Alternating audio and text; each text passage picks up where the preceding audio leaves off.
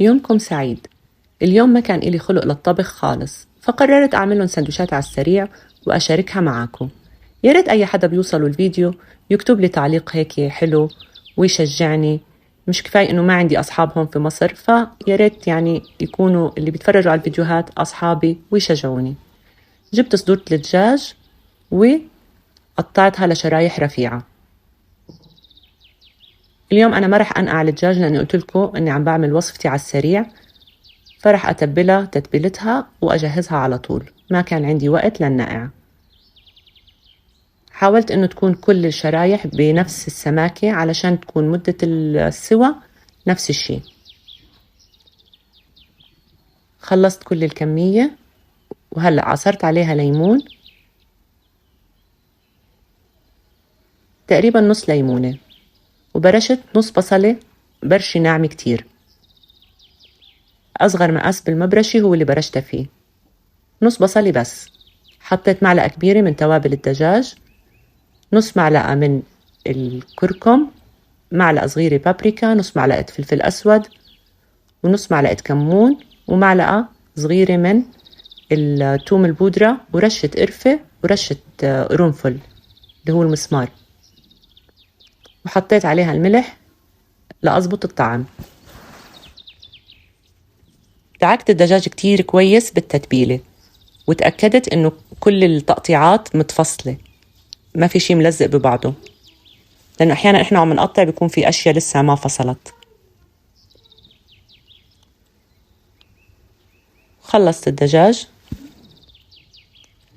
قطعت تقريباً 3 طماطمات، بس كان حجمهم صغير، يعني لو الحجم كبير 2 بكفوا، بس عشان تعطي شوي جوسي للدجاج.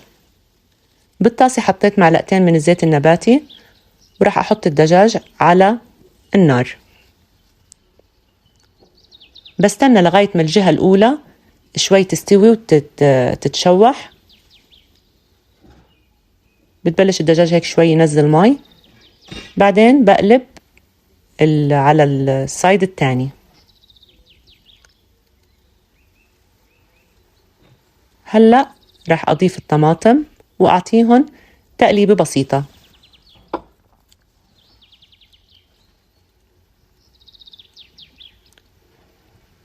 كل جهة من الدجاج تقريباً بتاخد 4 دقايق، مش أكتر من هيك، لأنه إحنا مقطعينها بحجم كتير صغير، أو الشرايح يعني رفيعة. هلأ رح أضيف عليها معلقة كبيرة من كريمة الطبخ، عطتها طعم وليونة كتير طيبة. وبعدين ححط من الطماطم المجفف معلقة صغيرة، لو ما موجود معجون الطماطم بديل عنها، معلقة صغيرة بس. هي هيك صارت جاهزة عندي. في شوية صوص بيكون كمان طيب بالسندويشات. جهزت الخبز تبعي، أي نوع خبز أنتوا بتحبوه أو الموجود عندكم، ودهنت عليها جبنة كريمية كانت بطعمة التشيدر، فعطت طعم كتير طيب. لو أنتوا حابين كمان فيكم تضيفوا خضروات، طماطم، خس، فلفل ألوان، فلفل رومي، بس أنا كانوا الأولاد قايلين لي ما تحطي حبشتكلاتك وفزلكاتك، بس ما تحطي لناش خضار، بدنا إياها بس دجاج. ومنلف الساندويش عادي،